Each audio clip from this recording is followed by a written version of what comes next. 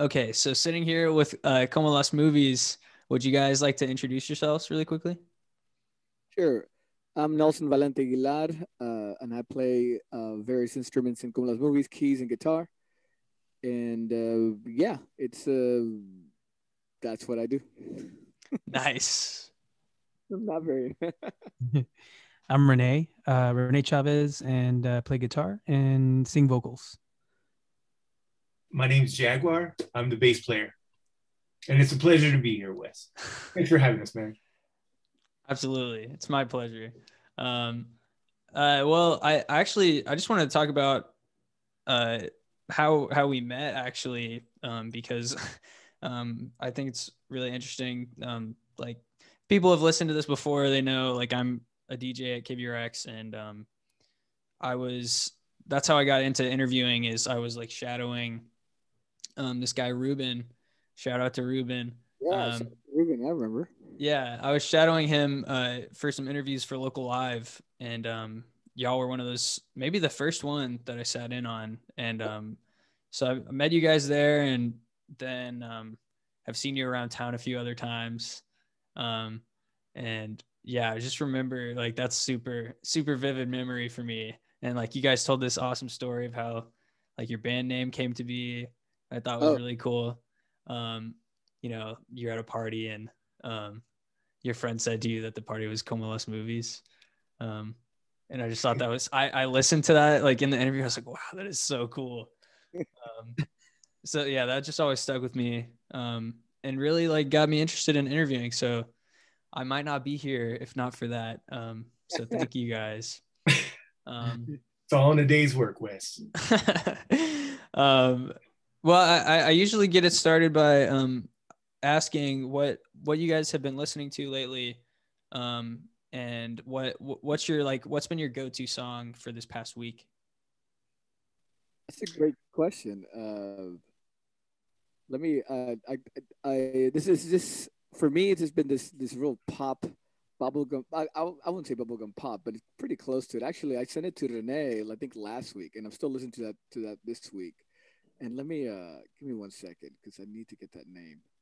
Because so it's this sort of a male female vocal bit tune, and I was looking up the artist the other day, and I was like, "Who's this guy?" So it's got Aliz is his name, and so he does this duet with it's called El Encuentro, and he does it with let me see the female vocalist he's working with. And so the song's called El Encuentro, I guess. Maybe if I can't seem to, I don't want to spend too much time looking for it. But yeah, it's this artist, Aliz, and I've never heard it before, but it came up on my Spotify, and I really been listening to that all week, and mostly just because I really like how fine tuned it is, just the chorus, the vocals, just it's a good crafted pop song, and it's all in Spanish. And but I love the back and forth between the male and female vocal. It's really neat. Again, it's called El Encuentro, and lyrics are pretty cool too. It's just about this couple who I guess broke up and they found each other again, and then sort of telling each other how much they kind of miss each other, but they're not really being very direct. They're being pretty vague and about how much they really miss each other. So it's pretty cool lyric wise. The funny thing is, so I looked up Liz and I looked at said, well, maybe he's got more songs like this. And no, not really. He's more. He's got a song called Booty. He's got a song called more like reggaeton kind of style. Yeah, and Booty is pretty. The cover, it's what you would expect. But so when you hear that tune, I'm like, doesn't sound anything else that he's doing. So I'm not sure. I haven't done enough research if it's a collaboration with female artists, which I need to find who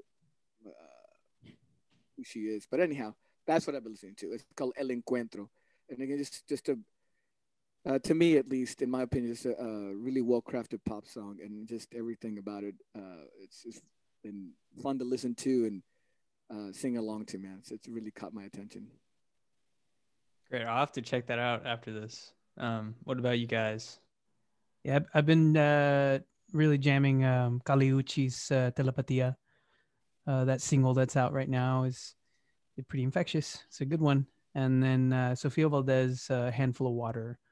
It's another tune um, I've been digging recently. I think it was on a first heard it on like a Latin indie Latinx playlist on Spotify, and then the local NPR affiliate KUTX started spinning it. So I was like, hey, I know that song.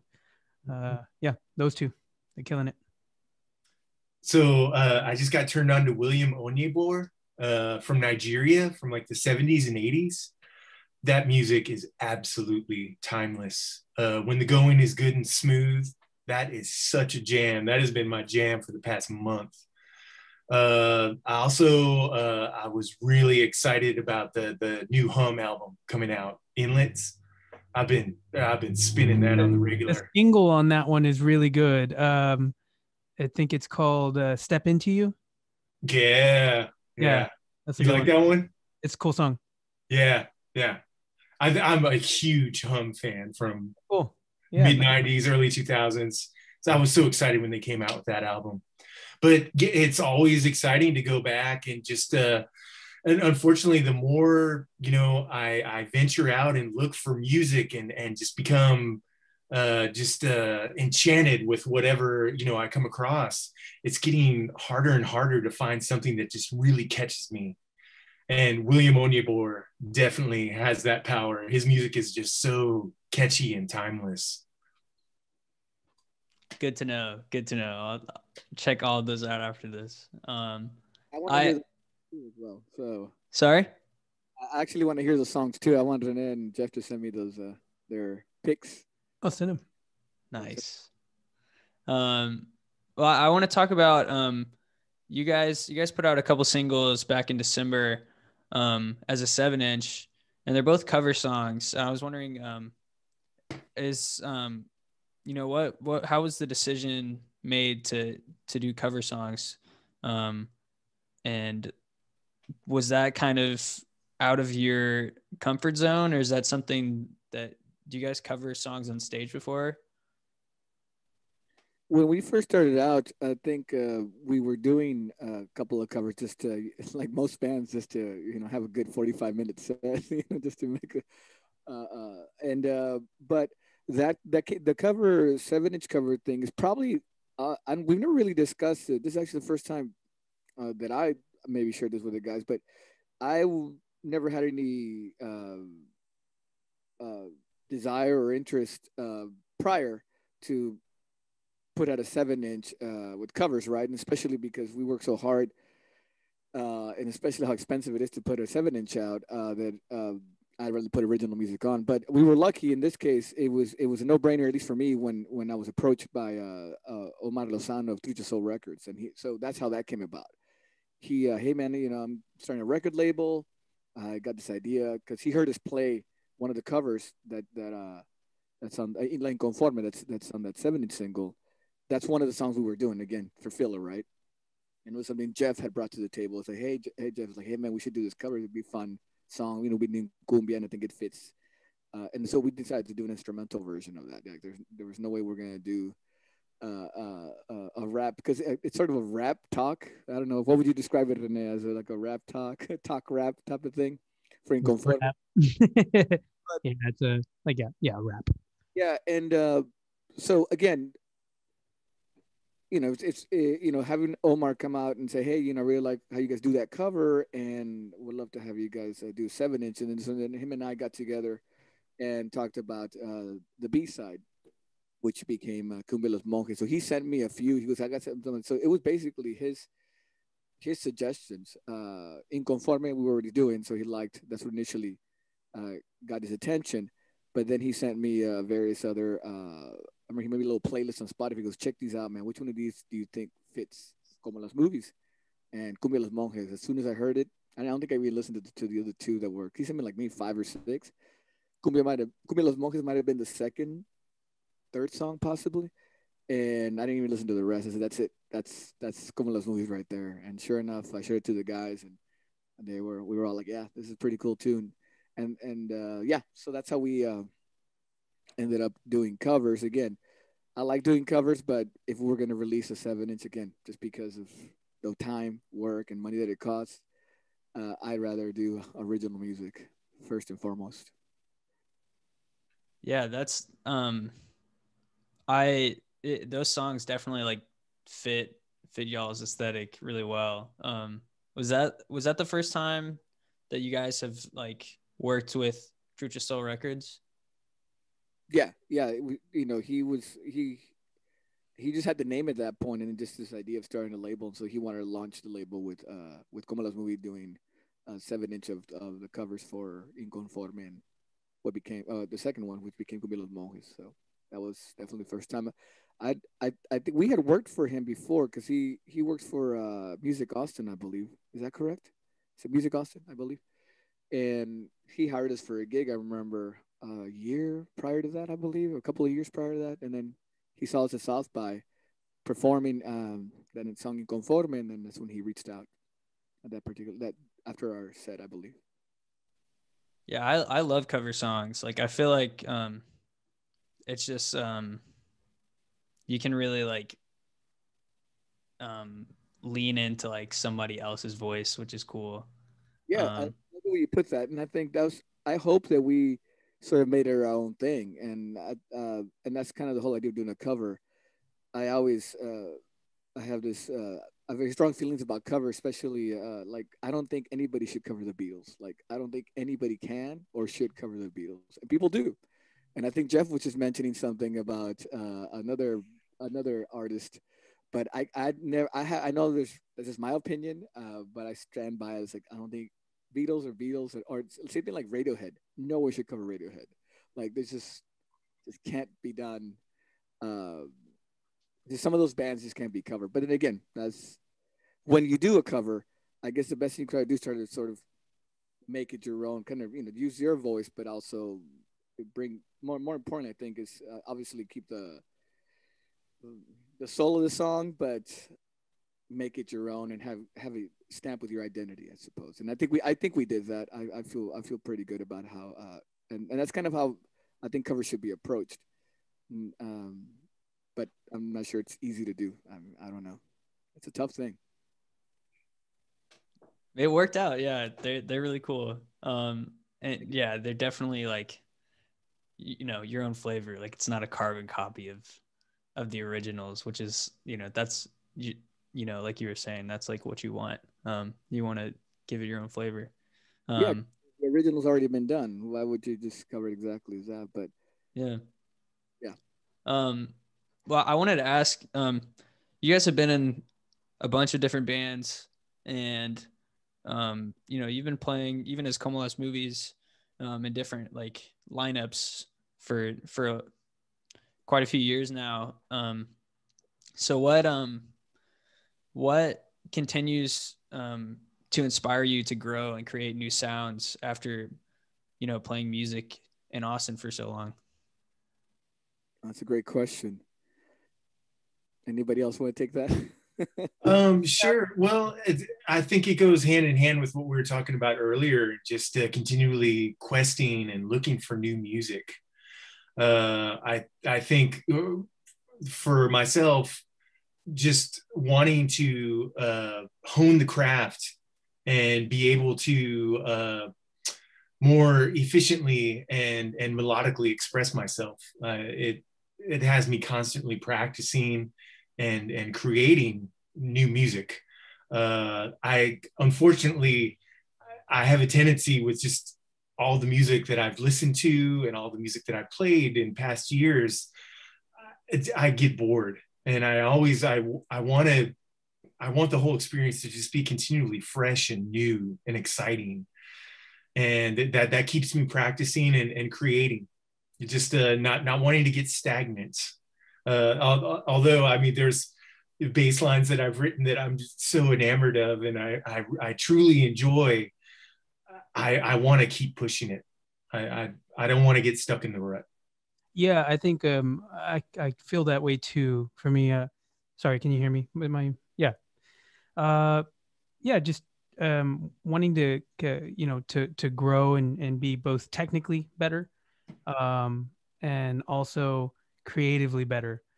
That's always been a driving thing for me is to um to do those things and have fun at the same time. I think that's more recently, it's been a reconnection with those sort of early, really good vibes that I got out of playing music, and really trying to avoid being too jaded, because that's certainly, those are caveats and pitfalls I've certainly fallen into, is being really jaded either about the process or about being a member in a music scene, or I just can sometimes be personally just be jaded about those things, cynical, and I'm trying to shed those things kind of every year. I'm trying to be a little bit better, a little more open, um, try to write better than I was the year before, try to play better than I was did the year before, and try to um, collaborate and just dig in with other people and other players and other writers too. Those are kind of the themes I'm rolling with these days. I think for me, also, if I may add to, because everything the guys are saying, I think resonates with me. There's definitely that idea of being better, as Rene mentioned, and Jeff talking about coming up with a cool bass line, and yeah, just coming up with just being a creative, right? I think it's always been that way, and I can't turn it off as much as as sometimes I joke, and I'm not maybe had this said this in passing to Rene or Jeff, like, why can't I just been an accountant? I don't have to have this thing where I need to create and create and again, the the collaborative process is what I wanted to add too. Is like, I think being able to collaborate. Both of the songs, I basically bring them to the guys, and then they bring their 2 cents in. But then that process, the collaborative process, will either be a full collaboration or partial. Maybe it really makes it fun, and why I continue doing it. And so far with these cats, Jeff and Rene, this is the line that's been the most steady at this point. So and that's really helpful in the sense, because then we're growing together, and learning a little more about each other, and again being able to have those conversations about, hey man, I got this tune, and sort of, I like to think that we all have a sense of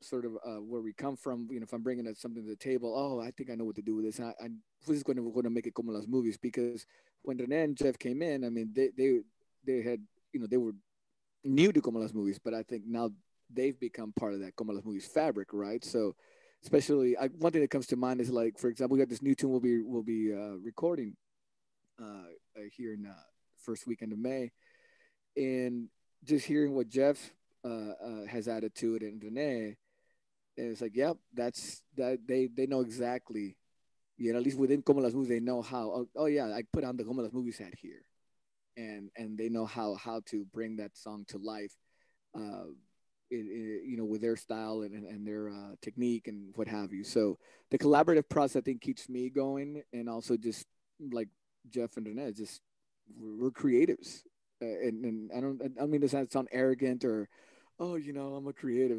That's not what I'm saying. It's just, we were somehow at a very young age. We're just always, I had this thing that we were blessed, cursed with, right? It's a curse and a blessing at the same time, and that's why I keep doing it. For those reasons, and I'm sure there's a million more that'll come to me later. Very cool. Not the money, man. It's definitely not the money. Yeah. Do you at this point, like, what are, having probably, you've done so much together as a band. What are your big goals now? Like, you've released a 7-inch of cover songs. That's something you've never done before. Is there anything like that you haven't had the chance to do yet that you're just itching to do? And put an album out. I would like, we did an EP. We done the 7-inch. I like to put an album out, but again, they're going back to what I just said a few moments ago. That requires funding. Yeah. So, and this day and age, as you know, it's all about singles. It's almost like 45s back in the 50s. Where that was king. Singles and stuff. But I like to put an album out. That'd be great. Well, not put an album. I like to create an album. That'd be great. And then having the time where we could all just, you know, us three at least, just really spend time to put an album together as Como Las Movies. That would be something that I would love to do. That would be I, awesome. I would love to see us do. It'll happen in time, but I would love to do like a lecture slash scored film college tour of the Southwest. I would love to do that. That would be really Say cool. something like Viva Mexico, or some movie from the Mexican golden age of cinema. That would be a lot of fun. Awesome. I feel like when you guys were at Local Live, I remember another fellow film student, talking to you guys about like maybe scoring something, because he, I think, just thought, like, I'm pretty sure this was you guys, that you know, it lends itself so nicely to, you know, maybe a certain type of film. And yeah, I totally could see that for sure. Renee, I know you work at Rock and Roll Rentals. I wanted to know, like, has that affected your, like, relationship to the local scene at all, in any way that you can, you know, identify, or is it? Yeah, it was working there has definitely been an in to meeting people you generally wouldn't meet it in other types of jobs, maybe in bars or venues, but I've met, like, especially pre-pandemic, a lot of the working class musicians, names you see, and a lot of names no one knows, because they're doing 6 nights a week, or we're doing 6 nights a week downtown, in the clubs, that other musicians don't go to, party clubs, and DJs that work, 6 or 7 days a week DJing. And yeah, so I was meeting a lot of those cats, and then a lot of industry people. The thing I think that, and it's been a pleasure to actually do that, and I think that's why I love the business so much, is you really kind of get that view, or that perspective of watching a little bit of the industry at work pre-pandemic. It's not back, obviously, but certainly there was a lot of that.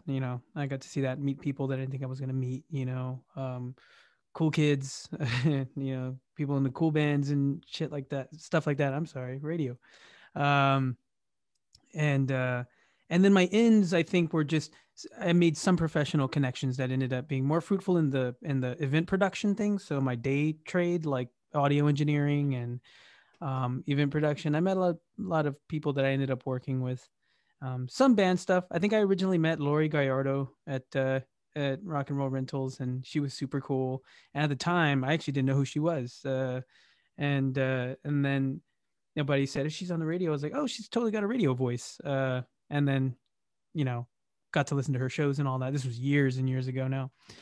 But yeah, it is really cool. It's been an awesome job, in terms of, especially if you're in music, and if you're in a band, or you're a player, or in the studio, or anything like that. It's a cool job, because not only, aside from the gear, which there is plenty of, meeting people in these, like, brief, sometimes superficial, but sometimes meaningful interactions there. It's been cool. It's been a fun little, what do you call it, people watching experience throughout the years. Well, that's kind of how our connection was with Rene. I met him. Well, I never met him, but he played in a band that opened up for previous band I was in years ago. But I know that I would go to Rock and Reynolds. I remember he was really great at helping out with, like, I remember going for a microphone. I said, hey, I'm looking for this type of microphone, and he explained, oh, this is what this will do, whatever. And so we kind of built up a relationship like that. And I remember, I think I brought him a shirt, then you gave me a shirt. I think I brought you Como Las Movie shirt from back in the, and then you gave me one from Rock Roll Reynolds. Cool. We had this, which it never occurred to me that we'd ever play together, to be honest, because he was busy doing his thing, and yeah, but that's kind of how we got to know each other.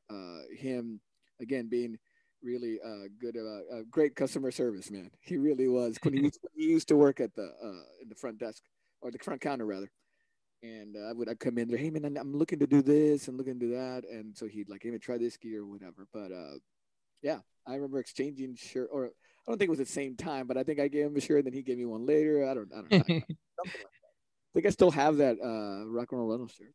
Yeah, not to make a plug or anything like that, but it's such a unique place. It's such a unique business, and I think it really only works the way it does and on the level and scale here. And I think because there is such or at least pre-pandemic, there was a very much a working class sector of musicians that like, you may not ever know, like couldn't afford the guitar or amp or bass or whatever, microphone, preamp, compressor.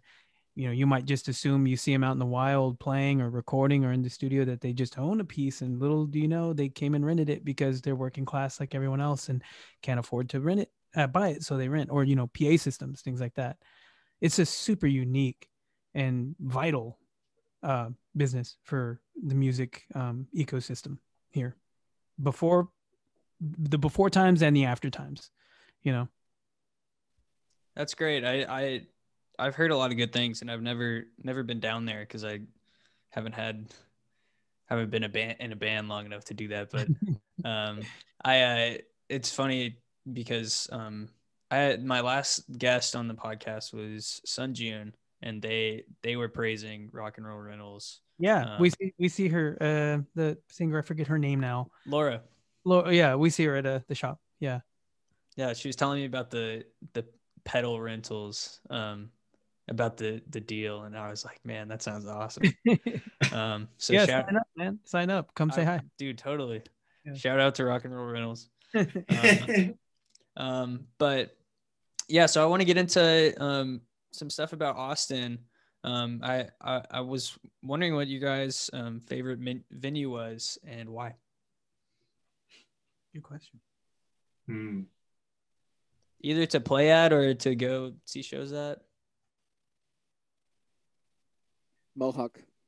So that ACL, I wish I could say we played it, but at least going and seeing shows there's not a bad seat in that house. And I really would like to scratch that one off my list and say that we played it. But yeah, that ACL Moody Theater is just it's incredible. Sounds great in there. Looks great too. It's just a wonderful place to see a show. Yeah, Mohawk thing stands out for me as far as not just playing on stage, which has been great the times that we played there, but I mean even the indoor stage I dig, and it's fun to play in there. But watching bands there has always been fantastic, and they have a pretty cool bar, man. Yeah, so they have a pretty great bar there too. So, and it's a place to see, to be seen, and to check out. I mean, it's just a great place to check out music, and it's when pre-pandemic, of course, and hopefully maybe sooner than later we'll get to experience that again. You'd go there and see a great mix of people, young, old, yeah, and just coming together to really just. I feel like most of the people that go there to Mohawk, at least, are there to actually see music. It just seems like a lot of those folks, they're here to see music and experience and get that experience. Which, God, I mean, I miss so much. Go and go see a band, but Mohawk for sure. That's a great one. Mohawk's a great one. Red River Cultural District in general has really amazing venues currently, and God rest the ones that had to go under. But probably it's hard to say. Barracuda and Empire probably tie it for me. Barracuda was amazing because it was small. What do you call it? Intimate, high quality system, well run booking, and a good looking and good smelling venue. Always it was pretty fresh in there. And then Empire, I think, because of the range that they can do. The outside stage is awesome. They can make money bringing in touring shows and big packages, and Or if you got a big ass local show and a budget, you could throw it there. And then they've got the inside with the multimedia and the projections, and then the outside little patio where they had DJs, and they were super facilitating to DJ troops like Peligrosa, who really, I think, expanded their base there. And I don't know, just that range of show type, and indoor and outdoor, and intimacy makes that venue really a cool venue to me. Yeah. Nice. I'm going there for a socially distanced show at the end of the month. It's like the first time I've been there. Because I feel like a lot of their shows, either I didn't ever see any that I wanted to go to, or it's 21 plus. I'm not sure. I tried to go during South by my freshman year, and all the shows were 21 and up, and I couldn't go. But I'm 21 now though, so I can go to anything. Nice. Which is exciting. But yeah, I loved Barracuda too. Just really great place. All great venues. Well, I want to know, like, what do you guys like? It's interesting because you guys have played, out of anyone I've talked to, you guys have played in Austin for the longest time out of those bands. So I'm curious, like, what do you guys like about the Austin music scene, and where do you think it maybe lacks? And like, what kind of challenges have you faced, like, over the years, just being, a part of the scene? Yeah, it's probably the most enjoyable part of playing here is the depth of talent. There's so many wonderful musicians in this town, across many genres of music. There's just many fantastic players here. If there's something that is underrepresented here, or perhaps could benefit from a bit more exposure, a bit more, I guess, involvement, I guess it would be the jazz scene here. Compared to other cities, say such as New Orleans or in New York or Chicago, the jazz scene is a little bit, it's just not as exposed and developed here. The fact that there isn't a full-time jazz radio station is just evidence of that. But other than that, I can't complain. It's a privilege and an honor to participate in the music scene here. It's the city touts itself as the live music capital of the world, and at least pre-pandemic, this city certainly backed it up. There's plenty of work opportunities for lots of different playing folks. Well said. Anybody have anything else to add? Sorry, I didn't mean to cut you off. Yeah, no, good. I would say the best thing to me about the the music scene here is the support system through organizations like, in particular, HAM, Health Alliance for Austin Musicians, and SIMS, which is a mental health outreach organization. And those two, I think, are also an extremely unique set of organizations that exist in this town and not many others. And if there are, then I'm not aware of them. But I've talked to other musicians from big cities or big music cities, and nothing like them quite exists in the way that they operate. And we're extremely lucky to have that. And I'm a beneficiary. I benefit from both their services. So yeah, I know it's a little bit outside of a venue or a scene thing, but they're as integral as anything music related. Those would be my favorite things to work on, I think, or something that I think we have a unique chance to get is rebuilding the scene, rebuilding community, music community. I think there's a ton of great resources, and I think a pretty unique opportunity to come back and build that. And I don't know that it will ever look like one unified group. I don't know if that's possible, but something that's a little bit broader and a little bit more supportive than the loose-pocketed federations that existed beforehand, where there were cliques and these little things at venues. Before the pandemic, I really did start to see much more varied bills at venues, and that was really encouraging, especially the last 3 or 4 years we've been playing. We got mixed in really nicely, I think, with bills that were purchased by talent buyers that were a lot more aware and a lot more brave and a lot more willing and daring to mix genres and make the evening a little bit more unique rather than so single genre based. So hopefully more of that, and hopefully more of paying paying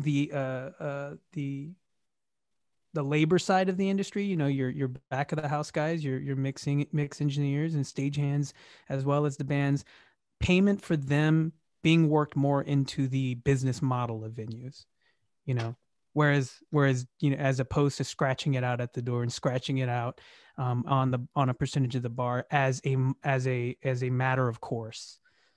I'd love to see something that's just a lot more fair and a lot more consistent in the grain of the business models of venues in the future, something like that.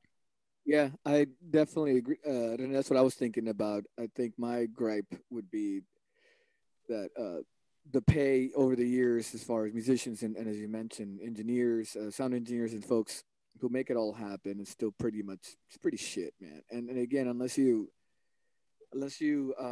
well-known band and got playing those venues and again, I get that you have to bring in have a following and stuff, and obviously that does help determine how much you might end up with at the end of the night. But it would be nice that even bands that are starting out or bands that maybe don't have such a huge following can still take home something, something they feel okay, this is my worth. uh, Perhaps a union. I don't know. Perhaps we need to unionize. Mm-hmm.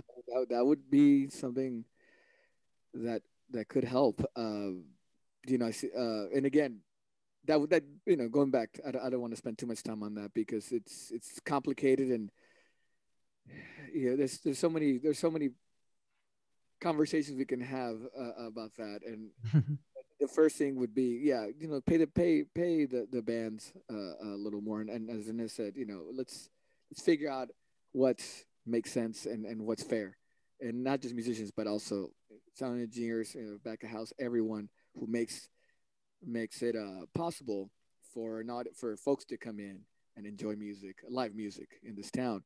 The other thing I'm really worried about, venues, like Barracuda stuff that apparently have gone the way of the dinosaurs, and that worries me that we're gonna have more, as Austin's real estate is going, just really really getting expensive. Like where these, I hate for us to lose the Austin's, the city, capital of the world tag to a nearby town, but I know people talk that's might end up happening.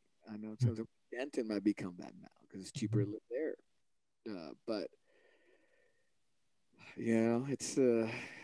it's getting really really expensive, and I'm worried that we'll also lose. I don't feel like we have, but I don't know what you guys think about this. That we'll lose the talent that we have here in Austin because they can't afford to live here. So I don't know how you guys, if you guys have thought about that, or if you see any like less of the talent coming in. I mean, I wonder if kids now who are considering, oh, I mean, I'm a musician. I know Austin was a destination. I mean, I know what's for me. I'm from South Texas. Austin was the place to go, at least in Texas. I wasn't going to go to New York City or go to LA, but I knew Austin did offer a place for me to play music and meet folks and collaborate and form a band and things like that. But I wonder these kids who are living in some rural town, and then find out that they, Austin is way too expensive to live in. It's like how, but they, that's the place to, at least in Texas, to become an artist, to pursue a music career, at least in Texas. If you're gonna go, you can think of any city that's offers, as Ed mentioned, that there's an ecosystem for that here, and so you can come into this town and find like-minded people and whatever your specialty is, the sound engineer, maybe you want to be a booker, things like that. What's gonna happen the next 5-10 years if things still seem to slow down as far as the housing prices and man rent, and musicians can't afford that. Brings us back to what we were saying earlier about paying maybe a fair wage to musicians, especially full-time musicians and things like that. But yeah, it's I'm worried. Yeah, I appreciate y'all's thoughts on that. It's like not not not an answer that I've really gotten before. I mean, people say that artists should be paid more, but I haven't heard anyone say like advocating for like the people who work at the venues and stuff like that. And I think that's that's important. And I appreciate y'all's thoughts. And it's interesting you say that. I'm from Denton. I never really got to go to shows there. I never really thought to tap into that while I was, growing up or anything. But yeah, it's interesting you say that. That great musicians come out of Denton too. If you guys like Parquet Courts, metal scene there. I heard there used to be a big metal scene there, wasn't there? I shouldn't even try to speak on it. I'm gonna embarrass myself. Anybody from Denton who like is in the scene is gonna laugh at me.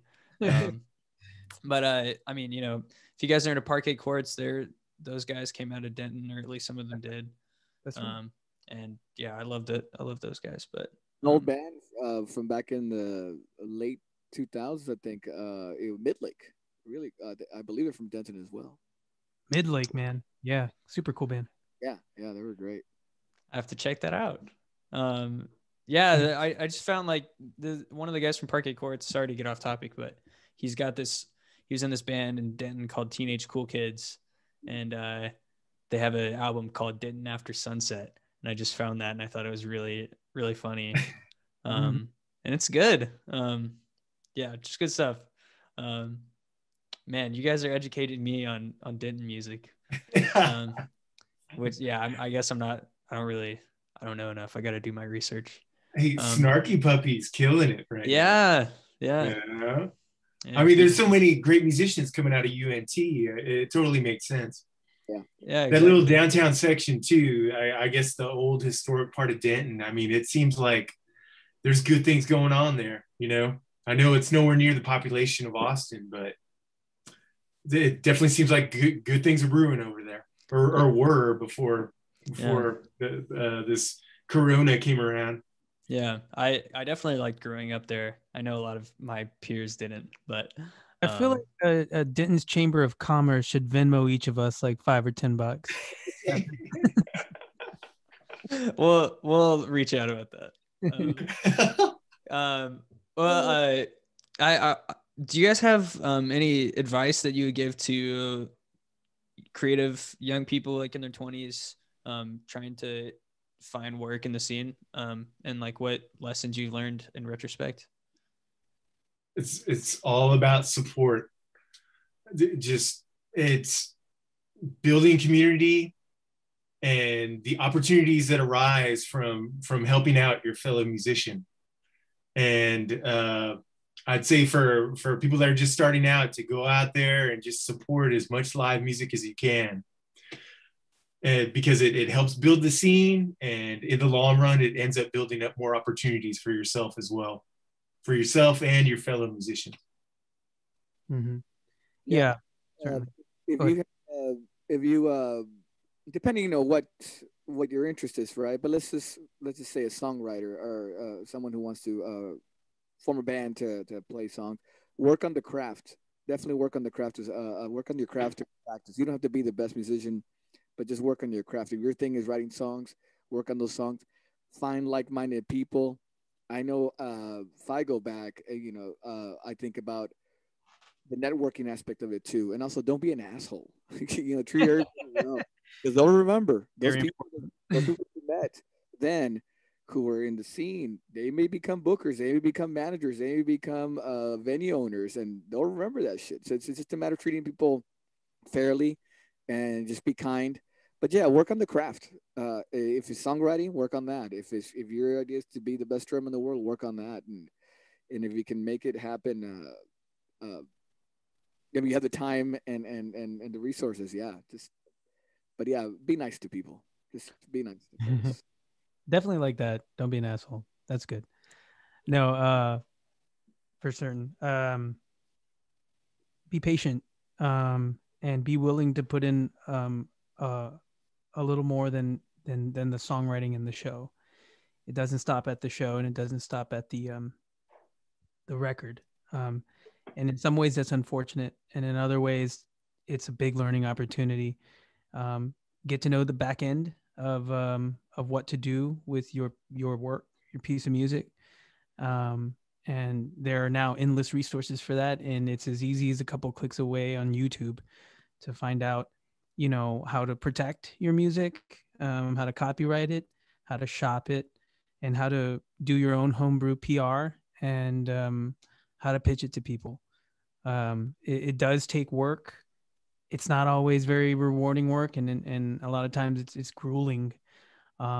If you're lucky enough to have a little bit of a budget, don't be afraid to spend money on it. If you really love your piece, if you really love your project, go do a little shopping for PR, and know that those people are there for a reason, and if you're really convinced by your own piece, there's a good chance other people are going to be.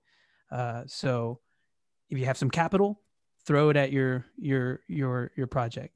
If you have no capital and a little bit of time, get your hands dirty, and start learning how to protect it, and how to shop it, and how to pitch it to outlets who might give you a chance, like radio and publications and zines and things like that. Yeah, it's like it's a lot. For me, it's always been the long game. I know that I always wanted to just, I remember, you're 19 years old or 15, and like, oh, I want to be a rock star. I want to play in front of 70,000 people, right? But I remember, bands have come and gone, and I have lots of buddies now who, don't play music at all. They just do it on the side, maybe once in a while, just because maybe they. I know a couple of bands that had some success. They got actually signed to labels. Whatever the scene was at the time, whatever their style was fit, and they were able to get signed. But then that dried up pretty quickly once the music started shifted into a different style. Then that band wasn't, they got dropped for the label, and so I think that can be, I can see how that can affect um, an artist and say, you know what, screw this, man, I don't feel it. But for me, it was always the long game. Really, it's just this idea: how can I keep at least? I mean, I still have a full time job, but I still get to play and be an artist and be a creative throughout because I've didn't base it on, oh, I'm going to make it big. It was just like, I mean, yeah, sure. When I was 17, I was, oh, I want to make it big. And then I realized, wait a minute, I really just enjoy writing and creating music. And so, yeah, for me, it's always been about how can I maintain this part of my life active and for, for as long as possible, as long as I can still do it. Uh, but yeah, it gets tough. It's gotten tough again because especially with COVID, resources have dried up as far as some capital resources have dried up. So we haven't been able to play live. So that really sucks. Yeah. So helpful knowledge though. Um, are there any Austin musicians or even just creative people in Austin that you think people should be paying more attention to? Uh, I know they've been playing around here for a long time, and a lot of people already know about them. But then again, there are people showing up in the city by the busload every single day, and I would direct them expediently once things clear up and settle down to go see Atash. The level of musicianship in that band is just, it's amazing. And truly testament to what I was talking about earlier with the depth of talent in this town. There are just some amazing players in that band. I'll second that. Atash is a crazy blend of extremely good musicians are good. Uh, I'm super proud and super excited. My friend Emily Wolf is a fantastic rock and roll musician in town, and she's got a new record coming out. And I got to hear her first single today, and it was amazing. So I think anybody who's anybody should definitely keep an ear out because she's really, really amazing. Emily Wolf. Man, there's a band. I think they're still called the Bishops. I think hip hop duo. It's a brother and sister. Yeah, I'm a huge fan of that. Basically, a lot of cool hip hop stuff is coming up. It's really really good. Um, but yeah, they come to mind. I remember I saw them. I think yeah, obviously pre-COVID, and they were really amazing. But did they change their name? I don't know. Would you know, Wes, if they changed their name or are they still the Bishops? Because I haven't seen much about them recently. I don't know if they're still together or not. But Yeah, I haven't heard anything. They played local live, maybe around the same time you guys did. And I haven't heard anything since then. But yeah, they were really great.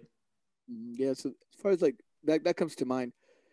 As far as another creative like Cat Barrera, the artist who did the work for Cumbia Los Monjes, she's definitely an artist that I really find just amazing, and she's doing some really cool stuff. That comes to mind. And of course, there's a million bands. Of course, being on the spot, trying to remember who they are. There's so many good bands in this town, and really, I definitely push to check out for sure.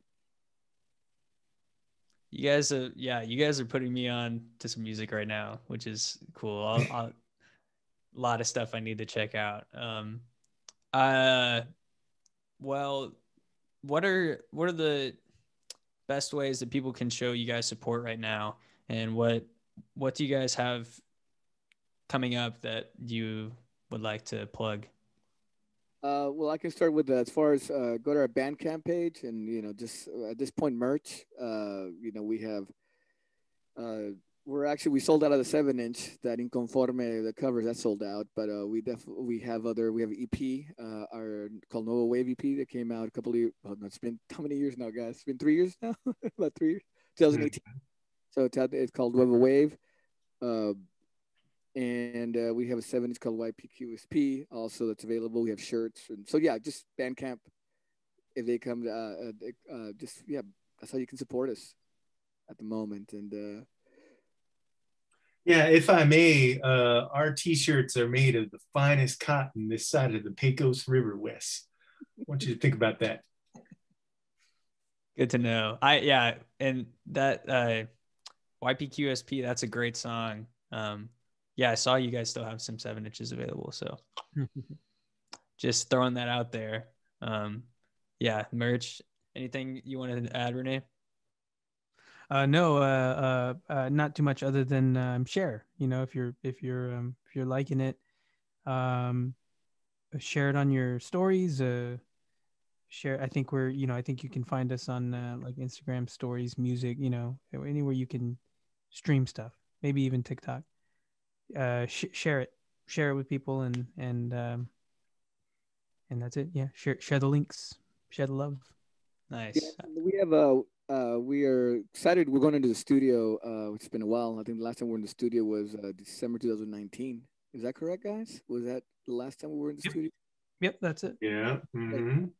When we did for the 7 inch the Inconforme and Cumi Los Monjes record, or a record rather.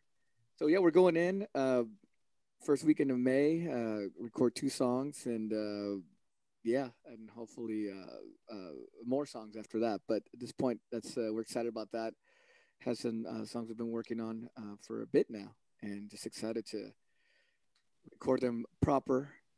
And yeah, and hope and we have some upcoming shows that I'm still waiting before we can actually share. But yeah, we do have some shows in the works too. So and plan to have our first full rehearsal sometime in May too. So that'll be great too. It's been so long. It's been so long. Yeah, it's exciting, and I know we spoke about this last time we talked about the Cumbia de los Monjes has for the 7 inch you guys made these cocktails, which is really cool. So if you guys are sitting around and want to listen to those 2 songs, you can pair it with the cocktail, which is exciting. And I did have Ernest Chavez because he created that for the Inconforme. I highly recommend it. It's very kind. Mine was almost just all booze. Yours was all elegant and had herbs, and it was beautiful. So, thank you, Nelson. Very cool. That'll power a diesel engine. Yeah, man, it was crazy filming that because I was watching, those bartender videos on YouTube. Like, how do these guys do it? Yeah. But yeah, it was how many times I don't know how many times I had to how many takes I did of that. It was like, yeah, man, and then had to write the script because I forgot, oh, I can do that. I can do this without a script. Hell no, I couldn't do it without a script. Like, I had to have a script and read that while I'm trying to make a drink. Dude, it is work, isn't it? Those like YouTubers and Instagrammers, man, I got a lot of respect for them. Yeah. Yeah, it was not easy. It was not easy doing that, but I thought yours came out great, man. I remember telling you I thought yours came out great. You too, buddy. And the drink was good too. Boozy, got no problem with it. Yeah, I love it. I love it when bands like do cool stuff like that. Not a whole lot of people like would pair their songs with drinks. I think that's really cool.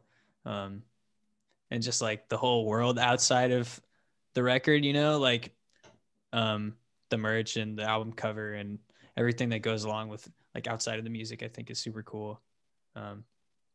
Well, just wait till you see the accoutrement for our upcoming single cafe, sir.